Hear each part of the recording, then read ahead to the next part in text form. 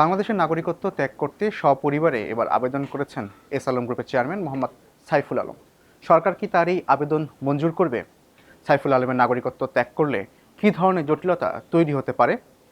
এসব বিষয় নিয়ে কথা বলতে প্রথম আলো নির্বাচিত খবরের আজকের আয়োজনে আপনাদের সবাইকে স্বাগত জানাচ্ছি। আমি এস আল আরিফিন, আর আমার সঙ্গে রয়েছেন প্রথম আলোর জ্যেষ্ঠ প্রতিবেদক আরিফুর রহমান। আরিফুর রহমান, আপনাকে স্বাগতম। ধন্যবাদ। আরিফুর রহমান, আজকে আপনার এই প্রতিবেদন প্রকাশিত হয়েছে আবার নাগরিকত্ব ছাড়ার আবেদন এস আলমের। তো আপনার প্রতিবেদন থেকে আমরা জানতে পারলাম যে এস আলম শুধু না, মানে তিনি তার সপরিবারে আর কি নাগরিকত্ব ছাড়ার আবেদন করেছেন। আসলে এইটা তার নতুন কোনো কৌশল কিনা? ধন্যবাদ আপনাকে। আমি প্রেক্ষাপটটা একটু আপনাকে বলি, তাহলে বিষয়টা পরিষ্কার হবে। বর্তমান সরকার শপথ গ্রহণ করে 17ই ফেব্রুয়ারি। ঠিক তার 2 সপ্তাহের মধ্যেই এস আলম গ্রুপের চেয়ারম্যান তিনি নিজে এবং তার পরিবারের 4 সদস্যের যারা আছেন তাদের নামে তিনি আবেদন করেছেন স্বরাষ্ট্র মন্ত্রণালয়ে। আবেদনটা হচ্ছে এই যে তারা বাংলাদেশের নাগরিকত্ব পরিত্যাগ করতে চান। এই পরিত্যাগ বিষয়টা এই প্রথমবারের মতো না, এর আগেও 2020 সালে উনি এবং ওনার পরিবারের সদস্যরা কিন্তু নাগরিকত্ব ত্যাগের আবেদন করেছিলেন। তো এবার যেটা হয়েছে সরকারের তরফ থেকে, আপনি জানেন যে যখন কোনো নাগরিক বাংলাদেশের নাগরিকত্ব ত্যাগ করতে চান সেক্ষেত্রে স্বরাষ্ট্র মন্ত্রণালয়ে আবেদন করার নিয়ম আছে, এবং স্বরাষ্ট্র মন্ত্রণালয় যখন কোনো আবেদন আসে স্বরাষ্ট্র মন্ত্রণালয় সেটি সরকারের বিভিন্ন ডিপার্টমেন্টে সেগুলো তাদের এই আবেদনটা পাঠান। আমি প্রক্রিয়াটা বলছি যে এই যে উনি যে নাগরিকত্ব ত্যাগ করতে চান সেক্ষেত্রে উনি যদি নাগরিক ত্যাগ করেন বাংলাদেশে কোনো সমস্যা হবে কিনা, কোনো ক্ষতি হবে কিনা, তার বিরুদ্ধে কোনো মামলা আছে কিনা, তিনি মানি লন্ডারিং করেছেন কিনা, এই সমস্ত কিছু জানতে চাওয়া হয়। আমি যদি থামাতে, কোন কোন বিভাগে আসলে এই আবেদনটা পাঠানো হয় সেখান থেকে? আমি উল্লেখযোগ্য যে কতগুলো ডিপার্টমেন্ট আছে যেগুলো তো এস আলমের বিষয়টা পাঠিয়েছে, সেটা হলো যে প্রথমে বাংলাদেশ ব্যাংকের ফাইন্যান্সিয়াল ইন্টেলিজেন্স ইউনিট পাঠিয়েছে, পুলিশের বিশেষ শাখাতে পাঠানো হয়েছে, এসবি যেটা বলছি আমরা, এনএসএতে পাঠানো হয়েছে, ডিজিএফএতে পাঠানো হয়েছে, আর কয়েকটা সংস্থা আছে যেগুলোতে পাঠানো হয়েছে। পাঠানোর মূল কারণটাই হচ্ছে যে আসলে আমাদের ইমিগ্রেশন এবং পাসপোর্ট ডিপার্টমেন্ট যেটা আছে এবং নির্বাচন কমিশনে এই সংস্থাগুলোতে পাঠানো হয়। কিন্তু এই সংস্থাগুলোর সঙ্গে তার বাংলাদেশ ছাড়ার বিষয়, বাংলাদেশের তার যে নাগরিকত্ব পরিত্যাগ করার বিষয়, সেটা এটার সঙ্গে এই ডিপার্টমেন্টগুলোর সঙ্গে জড়িত। আচ্ছা, তাহলে আপনি যেটা বলছেন যে এখন কৌশল কিনা, অবশ্যই এটা নিয়ে আমাদের সরকার নীতি নির্ধারণটা নিয়ে পর্যালোচনা করেছে তার আবেদনটা নিয়ে। যেহেতু আপনি জানেন যে তিনি 2024 সালের 5 আগস্ট সরকার পতনের পর তিনি আর বাংলাদেশে নেই, তিনি এই মুহূর্তে বলা হয়ে থাকে তিনি সিঙ্গাপুরে আছেন। যদি এটা বিষয়ে আমাদের কোনো প্রমাণ নেই, তিনি এই মুহূর্তে সিঙ্গাপুরে আছেন যেটা বলা হচ্ছে। এখন বিষয়টা হলো যে তিনি আবেদনটা করেছেন আসলে বাংলাদেশ থেকে তিনি প্রচুর টাকা বিদেশে পাচার করেছেন, তার বিরুদ্ধে বড় একটা অভিযোগ, যেটা সিআইডি এখন যেটা তদন্ত করছে, তার বিরুদ্ধে 1,13,000 কোটি টাকার পাচার অভিযোগ রয়েছে। এবং তিনি বাংলাদেশে থাকাকালীন সময় রাষ্ট্রীয় গোয়েন্দা সংস্থাকে ব্যবহার করে তিনি বেশ কয়েকটা ব্যাংকের দখল করে নিয়েছেন। অনেকগুলো অভিযোগ তার বিরুদ্ধে রয়েছে। সেক্ষেত্রে তিনি এই সমস্ত অভিযোগ থেকে নিজেকে রক্ষা করার জন্য একই সঙ্গে তিনি বিশ্বব্যাংকের আন্তর্জাতিক সালিসি কেন্দ্র তিনি একটা মামলা করেছেন। এই যা কিছু তিনি করছেন এবং তিনি বাংলাদেশের নাগরিকত্ব ত্যাগ করার আবেদন করেছেন, সব কিছু তার একটা কৌশলের একটা অংশ। তাহলে আপনি এতক্ষণ যেগুলো বললেন সেসব বিষয় তো বুঝলাম, কিন্তু সরকার কি তার এই আবেদন মঞ্জুর করবে কিনা কি মনে হচ্ছে? এখন পর্যন্ত সরকারের যে পর্যালোচনা চলছে সরকারের মধ্যে, সেগুলো যে সরকার চায় না যে এই মুহূর্তে তার নাগরিকত্বটা ত্যাগ করার বিষয়টা নিয়ে।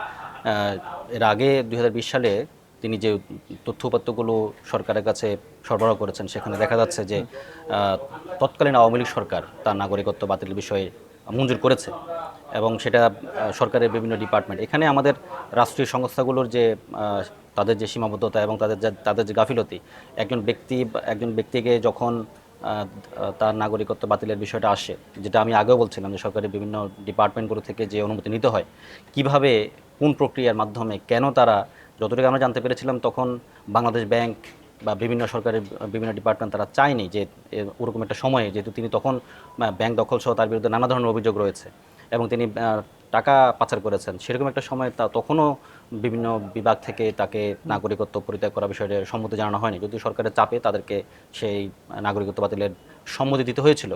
তো সেই ক্ষেত্রে এইবার সরকার আবারও যে নিয়ম, সেই নিয়মের অনুযায়ী তারা সরকারের বিভিন্ন বিভাগে মতামত জানতে চেয়েছে, যদিও এখন পর্যন্ত মতামতের বিষয়গুলো এখন আসে না স্বরাষ্ট্র মন্ত্রণালয়ে। কিন্তু যতটুকু আমরা কথা বলেছি ততটুকু জানা যাচ্ছে যে সরকার এবার একটু শক্ত অবস্থান নিয়েছে যে তার নাগরিকত্ব ছাড়ার বিষয়টা নিয়ে চায় না সরকার। কারণ সরকার জানে যদি তার নাগরিকত্ব পরিত্যাগের বিষয়ে সরকার সম্মতি দেয় বা মঞ্জুরি দেয়, তাহলে সরকারকে আগামী মাসে বিশ্বব্যাংকে যে একটা মামলা রয়েছে সেখানে সরকারকে কঠিন একটা অবস্থার মধ্যে পড়তে হবে, এবং তিনি যদি যে টাকা পাচার করেছেন বলে যে অভিযোগ রয়েছে এগুলো কিন্তু হালকা হয়ে যাবে। আচ্ছা, তো এই যে উনি যে নাগরিকত্ব ছাড়ার আবেদন করেছেন, তার মানে তো উনি নিশ্চয়ই কোনো একটা দেশের নাগরিকত্ব তিনি গ্রহণ করেছেন বা সেই প্রক্রিয়ার মধ্যে আছেন। আপনি সিঙ্গাপুরের কথা বলছেন, সিঙ্গাপুর ছাড়া আর কোনো দেশের নাম কি আছে কিনা সেই তালিকায়? আমাদের কাছে যে নথি আসছে তাতে দেখা যাচ্ছে যে তিনি 2016 সালে তিনি সাইপ্রাসের নাগরিকত্ব গ্রহণ করেছেন এবং তিনি যখন 2020 সালে তিনি যখন স্বরাষ্ট্র মন্ত্রণালয়ে আবেদন করেন তার নাগরিকত্ব ত্যাগের জন্য, তখন তিনি সুনির্দিষ্ট করে বলেছেন তিনি সাইপ্রাসের নাগরিক। আমরা সেই প্রশ্ন তুলেছি, আমরা সরকারের জায়গা থেকে সেই প্রশ্নগুলো আসছে।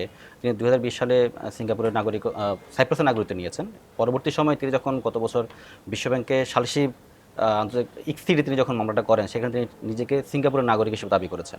প্রশ্নটা হলো এখানে যে তিনি সাইপ্রাসের নাগরিক, পরবর্তী সিঙ্গাপুর নাগরিক হয়েছেন। এই সময়টা আসলে তিনি নিশ্চয়ই, আপনি জানেন যে যখন কোনো নাগরিক সিঙ্গাপুর নাগরিকত্ব নিতে যান তাহলে তাকে অন্য দেশের নাগরিক ছাড়তে হয়।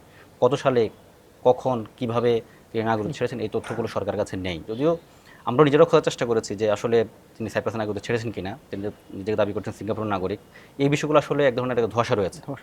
আচ্ছা, আপনি বলছেন যে 2020 সালে এর আগে একবার উনি আবেদন করেছিলেন সপরিবারে নাগরিকত্ব ছাড়ার জন্য, এবং সে সময় সরকার মনে হয় সেটা আবেদন গ্রহণও করেছিল। তাহলে 2023 সাল পর্যন্ত তার নামে তো বিভিন্ন প্রতিষ্ঠান থেকে ঋণ নেওয়ার একটা অভিযোগ রয়েছে, সেই বিষয়টা আসলে কি? সেটা, এই আলোচনাটা আসছে গত বছর নভেম্বর মাসে। ইসলাম ব্যাংক 2020 সালে তার যে নাগরিকত্ব বাতিলের যে সিদ্ধান্তটা, ইসলাম ব্যাংক ওই সিদ্ধান্তটা চ্যালেঞ্জ করে হাইকোর্টে একটা রিট করেন। সে প্রেক্ষিতে আদালত থেকে একটা সিদ্ধান্ত আসে এবং সেখানে বেশ কিছু যৌক্তিক কারণ তুলে ধরা হয়। সেখানে বলা হয় যে তিনি 2020 সালে বলছেন যে তিনি বাংলাদেশের নাগরিকত্ব বাতিল করেছেন।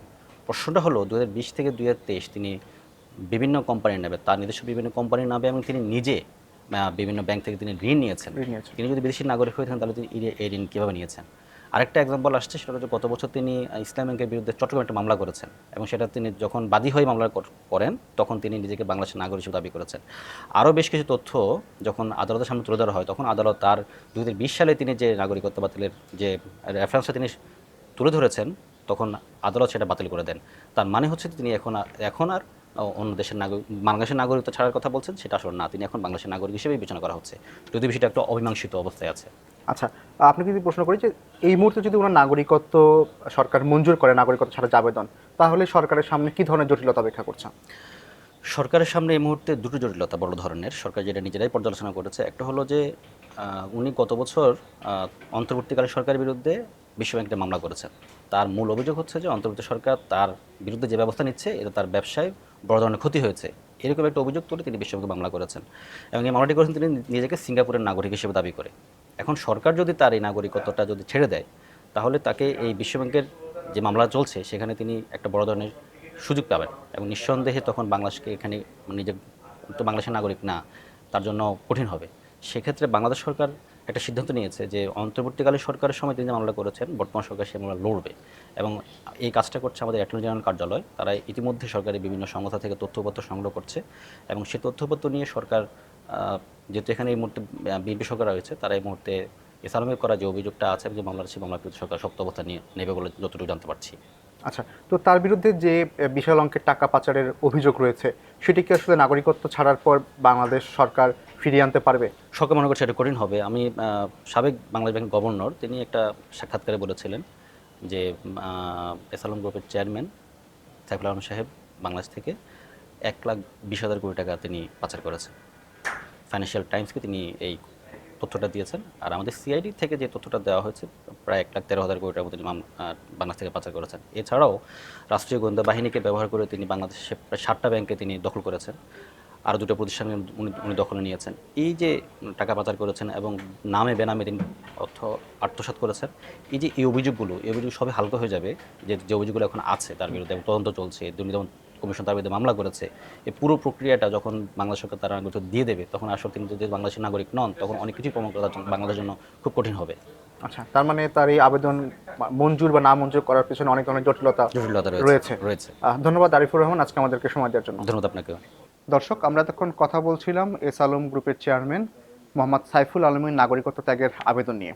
আমরা আপনাদের সামনে আবারও হাজির হব নতুন কোনো বিষয়ে কথা বলতে। সে পর্যন্ত ভালো থাকুন, সুস্থ থাকুন আর প্রথম আলোর সঙ্গে থাকুন।